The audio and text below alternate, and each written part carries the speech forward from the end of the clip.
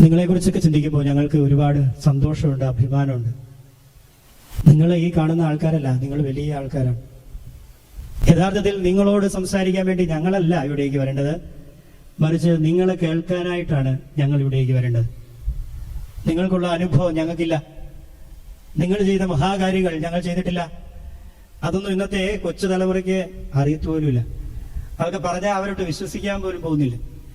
നിങ്ങൾ ഈ നാട്ടിൽ കാലുകുത്തിയ സമയത്ത് ഈ നാട്ടിൽ ഒന്നുമില്ലായിരുന്നു. പിന്നെ ഈ കാണുന്നതൊക്കെ ഉണ്ടാക്കിയത് നിങ്ങളാ. ഈ ദേവാലയത്തിൽ നിങ്ങൾ ഇരിക്കുമ്പോൾ നിങ്ങൾക്ക് വല്ലാത്തൊരു ഉൾത്തുടിപ്പും ആനന്ദവും അഭിമാനവും ഉണ്ട്. കാരണം ഇത് ഉണ്ടാക്കിയത് നിങ്ങളാ. ഞങ്ങളൊക്കെ ഇവിടെ നിൽക്കുമ്പോൾ ഞങ്ങൾ ഒരു കാഴ്ചക്കാരാണ്. ഇന്ന് ഇവിടെ വികാരിമാരായിട്ട് കടന്നു വരുന്ന അച്ഛന്മാർ പോലും, അല്ല ഇനി അങ്ങോട്ട് വരാൻ പോകുന്ന അച്ഛന്മാരൊക്കെ ഈ ഇടവകയുടെ വികാരിയാണെന്ന് പറയുമ്പോൾ അതിങ്ങനെ ബ്രാക്കറ്റിൽ ഇടണം. പക്ഷെ നിങ്ങളിത് ഞങ്ങളുടെ പള്ളിയാണെന്ന് പറയുമ്പോൾ അതിന് വല്ലാത്തൊരു ബലമുണ്ട്. കാരണം ഇത് നിങ്ങൾ ഉണ്ടാക്കിയത്. ഈ വൈദികരൊക്കെ താമസിക്കുന്ന ഈ വൈദിക മന്ദിരം, ഇവിടെ പിള്ളേർ പഠിക്കുന്ന സ്കൂള്, ഇതിന്റെ എല്ലാം അടുത്തൂടെ പോയാൽ അതിന് നിങ്ങളുടെ വിയർപ്പിന്റെ ഗന്ധമുണ്ട്. നിങ്ങളുടെ രക്തം അതിൽ അലിഞ്ഞു ചേർന്നിട്ടുണ്ട്. നിങ്ങൾ ഇവിടേക്ക് കടന്നു വന്നപ്പോ ഇവിടെ നല്ല റോഡുകളില്ല, ഇവിടെ ഈ വ്യാപാര സ്ഥാപനങ്ങളില്ല. ഇവിടെയൊക്കെ വെറുതെ കാട് പിടിച്ച് കിടക്കുന്ന ഒരു പ്രദേശമായിരുന്നു. അതിനെ ഇന്ന് പൊന്നു വിളയുന്ന ഭൂമിയാക്കി തീർത്തിട്ടുണ്ടെങ്കിൽ അതിന് പിറകിൽ അതിന്റെ നെടുനായകത്വം വഹിച്ച വീരപുരുഷന്മാരും സ്ത്രീകളും പ്രിയപ്പെട്ട അപ്പച്ചന്മാരെ അമ്മച്ചമാരെ അത് നിങ്ങളാണ്. ഇന്ന് നിങ്ങൾ ഈ കഥകളൊക്കെ വീട്ടിൽ ചെന്ന് കൊച്ചുമക്കളോടൊക്കെ പറഞ്ഞാല് അവർ വിശ്വസിക്കുക പോലുമില്ല. അവർക്കത് മനസ്സിലാക്കാൻ പറ്റുന്നതിന് അപ്പുറത്താണ് നിങ്ങൾ ഓരോരുത്തരും ചെയ്തിട്ടുള്ള സേവനം. അതുകൊണ്ട് ആദ്യം തന്നെ നന്ദിയോടെ, ഒരുപാട് കടപ്പാടോടെ നിങ്ങളുടെയൊക്കെ മുമ്പിലെ കൈകൂപ്പി ശിരസ് നമിച്ച് നിങ്ങളെ വണങ്ങുകയാണ്. നിങ്ങളുടെയൊക്കെ ജീവിതങ്ങൾ പുണ്യ ജന്മങ്ങളാണ്. പക്ഷെ ഇത് നിങ്ങൾക്ക് തോന്നുന്നുണ്ടോ അങ്ങനെ? ഞങ്ങൾ വളരെ വിലപ്പെട്ട ആൾക്കാരാണ്, ഞങ്ങളൊരു പുണ്യപ്പെട്ട ജീവിതങ്ങളാണെന്ന് നിങ്ങൾക്ക് തോന്നുന്നുണ്ടോ? ഉണ്ടോ? അവിടെയാണ് പ്രശ്നം. നിങ്ങൾക്ക് അത് തോന്നില്ല. നിങ്ങളുടെ മനസ്സിലെ ചിന്ത ഞങ്ങളെ ആർക്കും വേണ്ട. ഞങ്ങൾ ഈ കണ്ട കാര്യങ്ങളെല്ലാം ചെയ്തിട്ട് ഇതെല്ലാം ഉണ്ടാക്കിയിട്ട് ഇന്ന് ഞങ്ങൾക്കൊരു വിലയില്ല. ഞങ്ങൾ ആഗ്രഹിക്കുന്നത് പോലെ ഞങ്ങളെ ആരും പരിഗണിക്കുന്നില്ല. ഇന്ന് പലപ്പോഴും പല കുടുംബത്തിലും ഞങ്ങൾ ഭാരമാണെന്നാണ് മക്കൾ പറയുന്നത്. കൊച്ചുമക്കളൊക്കെ സംസാരിക്കുന്ന ഭാഷ പോലും പിടികിട്ടുന്നില്ല. ചാറ്റ് GPT, ജെമിനി, സുനോ എന്നൊക്കെ പറഞ്ഞത് അന്യഗ്രഹ ജീവികൾ സംസാരിക്കുന്ന ഭാഷയാണിത്. നമ്മുടെ കൊച്ചുപിള്ളേരൊക്കെ സംസാരിക്കുന്ന ഭാഷയും നിങ്ങൾ സംസാരിക്കുന്ന ഭാഷയും തമ്മിൽ ആനെ ആടും പോലത്തെ വ്യത്യാസമാണ്. പിടികിട്ടുന്നേയില്ല. ഈ പിള്ളേർ ഈ ഫോണൊക്കെ എടുത്തിട്ട് കളിക്കുന്ന കളികൾ എന്തെല്ലാമാണോ അവരതുകൊണ്ട് കാണിക്കുന്നത്. നമുക്കിത് എട്ടും പൊട്ടും തിരിയുന്നില്ല. ഇതിന്റെ ഒരു അന്തവും കുന്തവും തിരിയുന്നില്ല നമുക്ക്. അവര് നമ്മളെ കണക്കാക്കുന്നത് ഏതാണ്ട് എങ്ങനെയാ, ഏതോ കാലഹരണപ്പെട്ട ജീവികളെ പോലെ, അവർ പറയുന്നതൊന്നും മനസ്സിലാക്കാൻ പറ്റാത്ത ഒരു തലമുറയിലെ ആൾക്കാരെ പോലെ. ഞങ്ങള് ഇൻസ്റ്റഗ്രാമിൽ ഒരു റീൽ ചെയ്യാൻ പോവാ വിലമിച്ച്. എന്ത് ഇൻസ്റ്റഗ്രാം, എന്ത് റീല്? നമുക്ക് ഇന്നത്തെ തലമുറയോട് സമരസപ്പെടാൻ പോലും പറ്റാത്ത രീതിയിൽ അത്രമാത്രം ശാസ്ത്ര സാങ്കേതിക വിദ്യകളിലൂടെ അവർ വളർന്നിട്ടുണ്ട്, പുരോഗതി പ്രാപിച്ചിട്ടുണ്ട്. പക്ഷേ അവരങ്ങനെയൊക്കെ ആയിട്ടുണ്ടെങ്കിൽ അതിന്റെ പിറകിലത്തെ അധ്വാനം, പ്രയത്നം അതൊക്കെ നിങ്ങളുടേതാണ്. നിങ്ങളുടെ ചോരയുടെ പുറത്താണ് അവർ ഈ സൗധങ്ങളെല്ലാം, ഈ സംവിധാനങ്ങളെല്ലാം കെട്ടിപ്പിടുത്തപ്പെട്ടിരിക്കുന്നത്. അതുകൊണ്ട് നിങ്ങൾ അഭിമാനിക്കണം. അവർ പറയുന്ന ഭാഷ നിങ്ങൾക്ക് മനസ്സിലാകുന്നില്ലെങ്കിലും, നിങ്ങൾ ആഗ്രഹിക്കുന്നത് പോലെ അവർ നിങ്ങളെ പരിഗണിക്കുന്നില്ലെങ്കിലും, നിങ്ങൾ വിചാരിച്ച പോലെ അവർ നിങ്ങളെ ശ്രദ്ധിക്കുന്നില്ലെങ്കിലും നിങ്ങൾ ദുഃഖിതരാവരുത്. ആദ്യം നിങ്ങൾ തമ്മിൽ, ഇവിടെ അപ്പച്ചന്മാരും അമ്മച്ചിമാരും ഭാര്യ ഭർത്താക്കന്മാരായിട്ട് വന്നിരിക്കുന്നവർ കൈവക്കാവോ? ഭാര്യ ഭർത്താക്കന്മാര് ഒരുപാട് പേരുണ്ട്, കൈതാട്ടിക്കും. ആദ്യം നിങ്ങൾ തമ്മിൽ ഒരു യോജിപ്പുണ്ടാവണം. എത്ര വർഷമായില്ലേ ഒരുമിച്ച് ജീവിക്കാൻ തുടങ്ങിയിട്ട്? അതൊന്നും പറയാതിരിക്കുന്ന ഭേദം പലരുടെയും മുഖത്തോട്ട് നോക്കുമ്പോൾ തോന്നുന്നത് അല്ലേ? ഈ ടിൻറ്റുമോൻ എന്ന് പറഞ്ഞ ഒരാളുണ്ടെന്നാണ്. ടിൻറ്റുമോൻ നിങ്ങൾ കേട്ടിട്ടുണ്ടോ? ഒരു തമാശക്കാരനായിട്ടുള്ള ഒരു മനുഷ്യനാണ്. അപ്പൊ ടിൻറ്റുമോനും ഭാര്യയും കൂടെ വർത്താനം പറഞ്ഞുകൊണ്ടിരിക്കുമ്പോൾ പെട്ടെന്ന് അവന്റെ ഭാര്യ തലയിറങ്ങി താഴോട്ട് വീണു. ടിം. ഉടനെ ഇവൻ ഭാര്യനെ എടുത്തുകൊണ്ട് ആശുപത്രിയിലേക്ക് ഓടി. ആശുപത്രി ചെന്ന് ഡോക്ടർ പരിശോധിച്ചിട്ട് ടിൻറ്റുമോനെ എടുത്തു പറഞ്ഞു, സോറി, ആള് പോയി, പടിയായി. ടിൻറ്റുമോൻ വലിയ വിഷമത്തോടെ ഇവളെ തിരിച്ച് പെട്ടിക്കകത്താക്കി വീട്ടിലേക്ക് കൊണ്ടുവന്നു. വീട്ടിൽ കൊണ്ടുവന്ന് ഈ പെട്ടിയിൽ പൂവൊക്കെ വെച്ച് അലങ്കരിച്ചുകൊണ്ടിരിക്കുമ്പോൾ ഇവള് ബോധം തെളിഞ്ഞ് എഴുന്നേറ്റു. നോക്കുമ്പോൾ ഇവള് ശവപ്പെട്ടിക്കകത്ത്. അല്ലാത്തൊരു ശവപ്പെട്ടി കണ്ടാൽ തന്നെ ഈ ചേട്ടത്തിമാർക്ക് പേടിയാ. അപ്പോൾ തന്നെ പെട്ടിക്കകത്ത് കിടത്തിയിരിക്കുന്ന കണ്ടപ്പോൾ ഇവള് പെട്ടെന്ന് കാറി എഴുന്നേക്കാൻ വേണ്ടി ശ്രമിച്ചു. ഞാൻ മരിച്ചു, നിങ്ങൾ എന്നെ കാണിക്കുന്നതെന്ന് ചോദിച്ചു. അപ്പൊ ടിൻറ്റുമോന്റെ ഒരു ഡയലോഗ്, മിണ്ടാതിരിടി പോത്തെ, 10ാം ക്ലാസ് പാസ്സാകാത്ത നീയാണോ അതോ MBBS പഠിച്ച ഡോക്ടറാണോ സത്യം പറയുന്നത്? MBBS പഠിച്ച ഡോക്ടർ പറഞ്ഞതാണ് ടിൻറ്റുമോന്റെ ഭാര്യ മരിച്ചു എന്ന്. പക്ഷെ ഈ ചേട്ടത്തി സത്യത്തിൽ മരിച്ചിട്ടില്ലായിരുന്നു, അത് ബോധം കെട്ട് കിടക്കുക. പക്ഷെ അത് പെട്ടെന്ന് എഴുന്നേറ്റ് ഈ സത്യം പറഞ്ഞിട്ടും ഈ മനുഷ്യൻ അതിനെ അപമാനിക്കുക ചെയ്ത്. ഇത് നമ്മുടെ കുടുംബത്തിൽ നടക്കണ്ടോ? ടിൻഡുമോനായിട്ട് കളിക്കുന്നുണ്ടോന്നല്ല ഞാൻ ചോദിച്ചത്.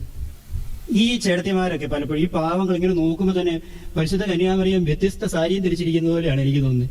ഇത്രയും ഒരു ഐശ്വര്യവും അല്ലെ, തേജസ്സും ശാലീനതയും.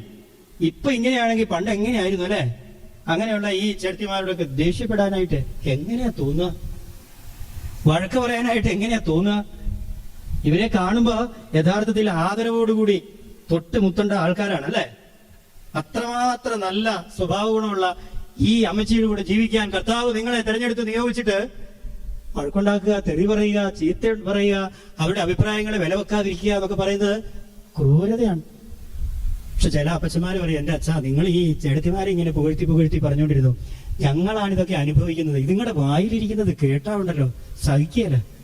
ഇതുങ്ങളുടെ കൂടെ ജീവിച്ച ഭ്രാന്ത് പിടിക്കാതെ ഇപ്പോഴും മുന്നോട്ട് പോകുന്നതിന് ഞങ്ങളെ നിങ്ങൾ സ്തുതിക്കണം, അങ്ങനെയൊക്കെ പറയും. പ്രിയപ്പെട്ട അമ്മച്ചിമാരെ, നിങ്ങളെ കുറിച്ചല്ല, വേറെ പല സ്ഥലത്തെ അമ്മച്ചിമാരുടെ കാര്യമാണ് നമ്മൾ ഈ പറയുന്നത്. നിങ്ങളെ കണ്ടാൽ തന്നെ അറിയാം, നല്ല മാലാഖമാരെ പോലെ, പരിശുദ്ധ കന്യാമറിയത്തെ പോലെ ഇരിക്കും. ചില സ്ഥലത്തെ ഇങ്ങനെയൊക്കെയാണെന്നാണ് പറയുന്നത്. പണ്ടത്തെ ഈ അമ്മച്ചിമാരുടെ ഒക്കെ പരാതി എന്താണെന്നറിയാം? ഈ ചേട്ടൻ തൊട്ടനെ പിടിച്ചതിനൊക്കെ ചീത്ത പറയും, തെറി പറയുന്നതാണ്. ഏറ്റവും വലിയ തെറിയായിട്ട്, വിഷമിപ്പിക്കുന്ന തെറിയായിട്ട് അവർക്ക് തോന്നുന്നത് എന്താ? ഈ ചേട്ടത്തിയുടെ അപ്പന് പറയും. അപ്പനെന്നൊന്നും അല്ല പറയാ, തന്തയ്ക്ക് പറയാന്നാണ് പറയുന്നത് അല്ലെ? അങ്ങനെ പറയുമ്പോ ഈ അമ്മച്ചി എന്താ ചെയ്യാ? അമ്മച്ചിക്ക് ഭയങ്കര സങ്കടാവും. അമ്മച്ചിക്ക് ഭയങ്കര സങ്കടമായിട്ട് ഈ അമ്മച്ചി ഇങ്ങനെ ചങ്കിലിട്ടടിച്ച് കരയുന്ന ഒരു പരിപാടിയുണ്ട് അല്ലെ? ചങ്കിലിട്ടടിച്ച്, ഈ മുന്നിലിരിക്കുന്ന ചേട്ടയും കൊണ്ട് കൊടുത്ത അമ്മച്ചിമാരെല്ലാം അങ്ങനെ ചങ്കിലിട്ടടിച്ച് കരഞ്ഞ ആൾക്കാർ. പക്ഷെ നിങ്ങൾ ശ്രദ്ധിച്ചിട്ടുണ്ടോ, ഈ ചങ്കത്തടിച്ച് കരഞ്ഞ ഈ പ്രായമുള്ള അമ്മച്ചിമാർക്ക് ആർക്കെങ്കിലും അറ്റാക്ക് വന്നിട്ടുണ്ടോ? എങ്ങനെ വരാനാ? ഇത് കൂട്ട് എക്സർസൈസ് ഈ ഹാർട്ടിന് കിട്ടിക്കഴിഞ്ഞാൽ പിന്നെ എവിടുന്ന് അറ്റാക്ക് വരാനാ? എന്നിട്ട് ഇവർ ഈ ബുദ്ധിമതികളായിട്ടുള്ള ഇവരെന്ത് ചെയ്യുമെന്നറിയാവോ? ഈ ചങ്ങിലിട്ടടിച്ച് കരയുന്നതിന്റെ കൂടെ ഇവർ പറയുന്ന ഒരു വാക്യമുണ്ട്. എന്തിനാ മനുഷ്യ എപ്പോഴും എന്റെ വീട്ടിലിരിക്കുന്നവരെ പറയുന്നത്, എനിക്കിത് ഉണ്ടായിട്ടില്ല, ഇല്ലാത്തവൻ എന്തും പറയാലോ എന്ന്. ഇവരെന്നാ പറഞ്ഞേ? നിങ്ങൾ ശ്രദ്ധിച്ചിട്ടുണ്ടോ എന്ന് എനിക്കറിയത്തില്ല. എന്തിനാ മനുഷ്യ എപ്പോഴും വീട്ടിലിരിക്കുന്നവരെ പറയുന്നത്, എനിക്കിത് ഉണ്ടായിട്ടല്ലേ, ഇല്ലാത്തവൻ എന്തും പറയാലോ എന്ന്. അപ്പൊ എന്റെ ന്യായമായ ഒരു ചോദ്യം, ഇവിടെ ആരാ വലിയ തെറി പറഞ്ഞേ? ഈ ചേട്ടൻ ദേഷ്യം വന്നപ്പോ ഈ അമ്മച്ചിയുടെ അപ്പനെ വിളിച്ചു. ആ ചേട്ടൻ പറഞ്ഞ ഒരു ശാസ്ത്രീയ സത്യമാണ്. എന്ത്? നിന്റെ സ്വഭാവ ഗുണത്തിന്റെ കാരണം നിന്റെ അപ്പനിൽ നിനക്ക് കിട്ടിയ സ്വഭാവ ഗുണമാണ്. അത് ശാസ്ത്രം തെളിയിച്ചിരിക്കുന്ന ഒരു സത്യമാണ്. ആ തക്കത്തിന് ഈ അമ്മച്ചി കയറി ഗോളടിച്ചത് എങ്ങനെയാ? ഇതില്ലാത്തവൻ എന്തും പറയാലോ എന്ന് പറഞ്ഞാൽ നിങ്ങൾക്ക് ഈ സാധനമേ ഇല്ലെന്ന്. ഇവിടെ ആരാ സത്യത്തിൽ വലിയ തെറി പറഞ്ഞത്? ഈ അമ്മച്ചി. എന്നാൽ തെറി പറഞ്ഞതുകൊണ്ട് ചീത്തപ്പേരുള്ള ആൾക്കാർ ആരാക്കാ? ചേട്ടന്.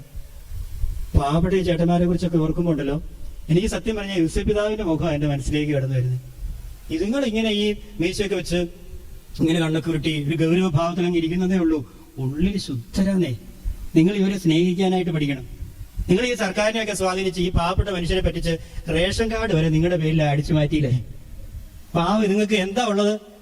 എന്താ ഇപ്പൊ ഉള്ളത്? കാര്യം ഇങ്ങനെ ഞെളിഞ്ഞെന്ന് പറയും, ഞാനിവിടെ കാര്യം തീരുമാനിക്കും, ഞാൻ പറയുന്നതായിട്ട് ജീവിക്കാൻ പറ്റുന്നവരുണ്ടെങ്കിൽ ഇവിടെ കഴിഞ്ഞാൽ മതി എന്നൊക്കെ പറയും. പക്ഷെ എന്നാലും പാവമേ, എന്നാ ഉള്ളത് ഈ പാവത്തിന്റെ പേരിൽ? റേഷൻ കാർഡില്ല. പിന്നെ ഉള്ളത് എന്താ? പെര വെക്കാൻ വേണ്ടി കുറച്ച് ലോൺ എടുത്തതിന്റെ ബാധ്യത, പിള്ളേരെ പഠിപ്പിക്കാൻ വേണ്ടി അവിടുന്ന് ഇവിടുന്ന് ഒക്കെ വായ്പ എടുത്തതിന്റെ ബാധ്യത. ഇതും വെച്ചിട്ടാണ് ഈ പാവപ്പെട്ട മനുഷ്യൻ ഇത് പറഞ്ഞുകൊണ്ടിരിക്കുന്നത്. അമ്മച്ചിമാരുടെ പേരിലുള്ള എന്താ തൊഴിലുറപ്പിന് പോയപ്പോ ഉള്ള പൈസ അല്ല, ജനശ്രീ, കുടുംബശ്രീ, ആശ്രീ, ഈ ശ്രീ, അങ്ങനെ അതിനൊക്കെ ഇച്ചിരിച്ചുള്ള നിക്ഷേപം. പിന്നെ അവിടെ ഇവിടെയൊക്കെ ഇച്ചിരിച്ചായിട്ട് വായ്പ കൊടുത്തിരിക്കുന്ന പൈസ. എന്നിട്ട് ഈ പാവപ്പെട്ട മനുഷ്യനെ അല്ലെ അവര് ബഹുമാനിക്കണം അല്ലെ? അവർക്ക് വിധേയപ്പെട്ടൊക്കെ ജീവിക്കുക എന്ന് പറഞ്ഞാൽ ഇത് ശുദ്ധഗതിയോട് പറയുന്നത്, അത് മനസ്സ് തട്ടി പറയുന്നൊന്നുമല്ല. നിങ്ങളെ പിരിഞ്ഞിരിക്കാൻ പറ്റിയാൽ ഈ മനുഷ്യന്, നിങ്ങളില്ലെങ്കിൽ ഈ മനുഷ്യന്റെ ജീവിതം തന്നെ തകർന്ന് തരിപ്പണമായി പോകും. ആര് കാപ്പി ഉണ്ടാക്കി കൊടുക്കും? ആര് തുണി അലക്കി കൊടുക്കും? ആര് ഈ വീടും വരെയെല്ലാം അടിച്ചു വാരി വൃത്തിയാക്കി കൊടുക്കും?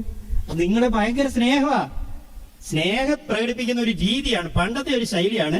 ഒരു ഇച്ചിരി ഒരു മുരട്ട് സ്വഭാവം കാണിക്കുക, അല്ലെ ഇച്ചിരി സ്നേഹപ്രകടനം കൂടുതൽ കാണിച്ചാൽ നിങ്ങൾ വില വെച്ച് ഇല്ലെങ്കിലോ എന്ന ഭയത്തിൽ നിന്നാണ് ആ മനുഷ്യനൊന്ന് മുഖം വീർപ്പിച്ച് കാണിക്കുകയും മീശ വിരിച്ച് കാണിക്കുകയും കണ്ണുരുട്ടി കാണിക്കുകയൊക്കെ ചെയ്യുന്നത്. അല്ലാതെ നിങ്ങളോട് ഇഷ്ടമില്ലാഞ്ഞിട്ടൊന്നും അല്ല. അപ്പൊ നിങ്ങൾ തമ്മിൽ അങ്ങോട്ട് തീരുമാനിച്ചതുണ്ടല്ലോ, ആ ഒരു കെമിസ്ട്രി ശരിക്കും അങ്ങോട്ട് വർക്ക് ചെയ്താണ്ടല്ലോ, പിന്നെ നിങ്ങളെ പിടിച്ചാൽ കിട്ടിയല്ല. പിന്നെ നിങ്ങളുടെ കുടുംബജീവിതം എത്ര സന്തോഷകരമായിരിക്കും അറിയോ? ഇപ്പോഴും കാണാതിരിക്കാൻ പറ്റത്തില്ല അല്ല? ഈ പറയുന്ന കാര്യങ്ങളെല്ലാം ഉണ്ടെങ്കിലും എവിടെയെങ്കിലും ഒരാൾ പോയിട്ട് വരാനിച്ചിട്ട് താമസിച്ചാ വെരുക നടക്കുന്ന പോലെയാണ് നടക്കുന്നത്. എന്താ? ചുമ്മാ അവിടെ ഇരുന്നാ പോരെ?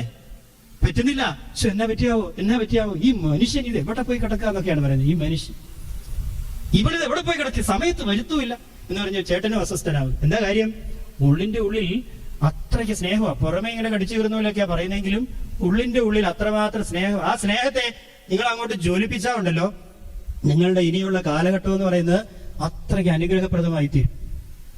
ഈ ചേട്ടത്തിമാർ പലപ്പോഴും പറയുന്ന ഒരു സങ്കടമുണ്ട്, ഈ ചാച്ചനോട് ചോദിച്ചാൽ ഒന്നും തരികയില്ല.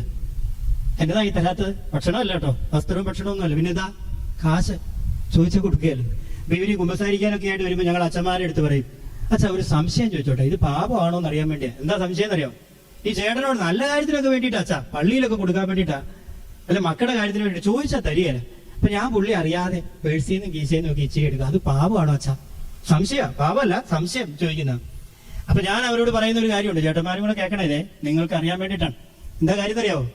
കല്യാണത്തിന്റെ സമയത്ത് നിങ്ങൾ രണ്ടുപേരും അൾത്താരയ്ക്ക് മുമ്പിൽ വെച്ച് ബൈബിൾ തൊട്ടൊരു പ്രതിജ്ഞ എടുത്തിട്ടുണ്ട്. എന്താ പ്രതിജ്ഞ? ആവോ, അത് അച്ഛനാ അറിയാവുന്നത്, കാരണം പുള്ളിയുടെ കല്യാണമാണല്ലോ നടന്നത്, അല്ലെ? അച്ഛൻ ചൊല്ലി തന്നു, നമ്മൾ ഏറ്റിയല്ലേ, അതെന്താണാവോ ആർക്കറിയാം. പക്ഷെ ആ പ്രതിജ്ഞയ്ക്കകത്ത് പറയുന്നത് ഇന്നു മുതൽ മരണം വരെ സന്തോഷത്തിലും ദുഃഖത്തിലും, അതിന്റെ കാര്യം പറയാതിരിക്കുന്ന വേദം, അല്ലെ? സന്തോഷത്തിന്റെ ഒക്കെ കാര്യം, സമ്പത്തിലും ദാരിദ്ര്യത്തിലും. നോക്കിയേ എത്ര സുന്ദരമായിട്ടാണ് ആ ക്ലോസ് ചേർത്ത് വെച്ചിരിക്കുന്നത്. സമ്പത്തിലും ദാരിദ്ര്യത്തിലും ഏക മനസ്സായി ജീവിച്ചോളാം. എന്താ അതിന്റെ അർത്ഥം? ഏ പുരുഷ, നിനക്കുള്ളതെല്ലാം നിന്റെ ഭാര്യയുടെയും കൂടെയാണെന്ന്. ഭാര്യയെ, നിനക്കുള്ളതെല്ലാം നിന്റെ ഭർത്താവിന്റെയും കൂടെയാണെന്ന്. അപ്പൊ ഈ ഭർത്താവിന്റെ കീശയിലെ പൈസയും പേഴ്സിലെ പൈസയും ഒക്കെ ആരുടെയാന്ന് പറയുന്നത്? നിങ്ങളുടെയും കൂടെയാണ്. സ്വന്തം പൈസ എടുക്കുന്നത് മോഷണമാണോ? നീ വീട്ടിൽ ചെന്നിട്ട് തല്ലി പഠിച്ചേക്കരുത് കേട്ടോ, അച്ഛൻ ഇങ്ങനെ പറഞ്ഞെന്നും പറഞ്ഞു. അത് എടുക്കാനല്ല ഞാൻ പറയുന്നത്, മറിച്ച് അത് വേറെ ചേട്ടന്റെ പൈസയാ, എനിക്കൊന്നും തരുന്നില്ല എന്ന് ചിന്തിക്കുമ്പോഴല്ലേ നമുക്കൊരു വിഷമം ഉണ്ടാകുന്നത്. അത് പുള്ളിയുടെ പൈസ അല്ല, ആരുടെ പൈസ?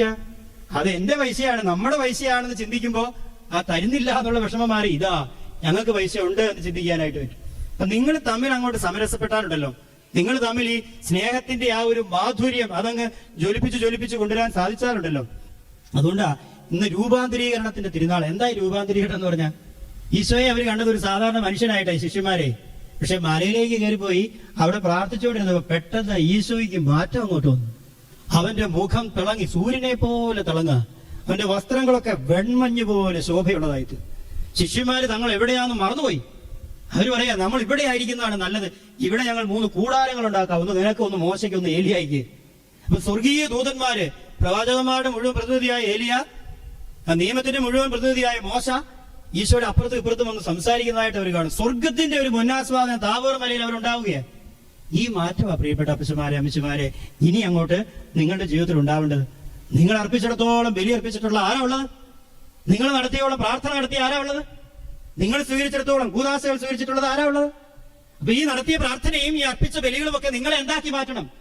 പുതിയ മനുഷ്യനാക്കി മാറ്റണം. നിങ്ങളെ കാണുന്നവർക്കൊക്കെ നിങ്ങളുടെ ജീവിതത്തിന്റെ വിശുദ്ധിയുടെ തേജസ് തൊട്ടറിയാൻ, കണ്ടറിയാൻ പറ്റുന്ന തരത്തിലേക്ക് നിങ്ങൾ അങ്ങോട്ട് മാറണം.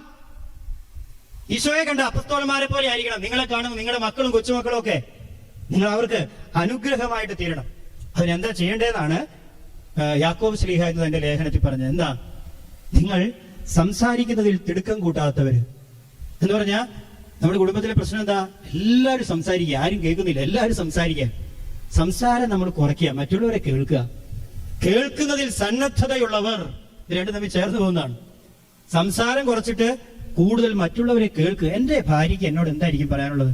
അവർക്ക് ഇതേക്കുറിച്ച് എന്തായിരിക്കും ഒരു അഭിപ്രായമുള്ളത്? അവിടെ ഒന്ന് കേൾക്കുക. നിനക്ക് സുഖമാണോടി എന്ന് ചോദിക്കുക. നിനക്ക് എന്തെങ്കിലും വിഷമമുണ്ടോ ഉള്ളിന്റെ ഉള്ളിൽ? എന്റെ ചേട്ടനോട്, ചേട്ടനല്ല പറയുന്നത്, മനുഷ്യനോട്, അല്ലെ മനുഷ്യനോട് ഇടയ്ക്ക് ചോദിക്കുക, നിങ്ങൾക്ക് എന്തെങ്കിലും വിഷമമുണ്ടോ, സുഖമാണോ എന്നൊക്കെ ഇടയ്ക്ക് ചോദിക്കുക. അപ്പൊ അങ്ങനെ പരസ്പരം അത് മനസ്സിലാക്കി അങ്ങോട്ടും ഇങ്ങോട്ടും സപ്പോർട്ട് ചെയ്ത് ജീവിക്കേണ്ട ഒരു കാലഘട്ടം ഇത്. മക്കളൊക്കെ അവരുടേതായ വഴിക്ക് പോയി, ഇല്ലേ? കൊച്ചുമക്കളൊക്കെ അവരുടേതായ ലോകത്താണ് ജീവിക്കുന്നത്. ഇപ്പൊ ഉള്ളത് ആരാ? നിങ്ങൾ രണ്ടും ഉള്ളൂ. നിങ്ങൾ രണ്ടും അങ്ങോട്ടും ഇങ്ങോട്ടും പരസ്പരം സപ്പോർട്ട് ചെയ്ത് ജീവിച്ചാലുണ്ടല്ലോ, ഇത്രയ്ക്ക് സ്വർഗതുല്യമായ ഒരു ജീവിതം വേറെയില്ല. മൂന്നാമത്തെ കാര്യം യാക്കോബ് ശ്ലീഹ പറയുന്നത്, കോപിക്കുന്നതിൽ മന്ദഗതിക്കാരായിരിക്കണം. അതാണ് നമുക്ക് ഒട്ടും പറ്റാത്തത്. പെട്ടെന്ന് അങ്ങ് ദേഷ്യം വരും, അതുപോലെ തന്നെ പെട്ടെന്ന് തണുക്കും കേട്ടോ, നിലനിൽക്കൊന്നുമില്ല. പക്ഷെ കോപിക്കുന്നതിൽ മന്ദഗതി, കോപിക്കരുതെന്നാണ് പറയുന്നത്. കോപിക്കരുത്, ക്ഷമിക്കണം. ഇന്നിപ്പോ ഇവിടെ എല്ലാവരും വന്ന് കുമ്പസാരിച്ച് എല്ലാവരോടും ക്ഷമിച്ചു. ആരാധനയുടെ സമയത്ത് ഇതുവരെ ചെയ്തിട്ടുള്ള എല്ലാ പാപവും ക്ഷമിച്ചു, ഇല്ലേ? ഇനി ഒരു തെറ്റ്, ഒരു വെറുപ്പ് ആരോടും ഇല്ല. മനസ്സൊക്കെ എത്ര നിഷ്കളങ്കമാണ്. അതുകൊണ്ടാണ് ഞാൻ പറഞ്ഞ പരിശുദ്ധ അമ്മയെ പോലെയും യേശുപിതാവിനെ പോലെയുമാണ് നിങ്ങൾ ഇരിക്കുന്നതെന്ന്. പക്ഷേ ശരിക്കും ക്ഷമിച്ചിട്ടുണ്ടോ എന്നുള്ളത് ഒരാഴ്ചക്കുള്ളിൽ അറിയാം. തിരിച്ച് വീട്ടിൽ ചെന്ന് കഴിയുമ്പോൾ ഇനി പഴയ കാര്യം പറഞ്ഞിട്ടുണ്ടെങ്കിൽ അതിന്റെ അർത്ഥം എന്താ? ക്ഷമിച്ചിട്ടില്ല.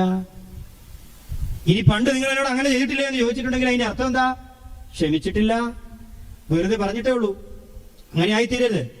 ഇന്നു വരെയുള്ള കാര്യങ്ങളെല്ലാം ഇനി കർത്താവിന്റെ സന്നിധി കൊടുത്തിട്ട് പോണം. ഇനി വീണ്ടും അത് പറയാൻ പാടില്ല.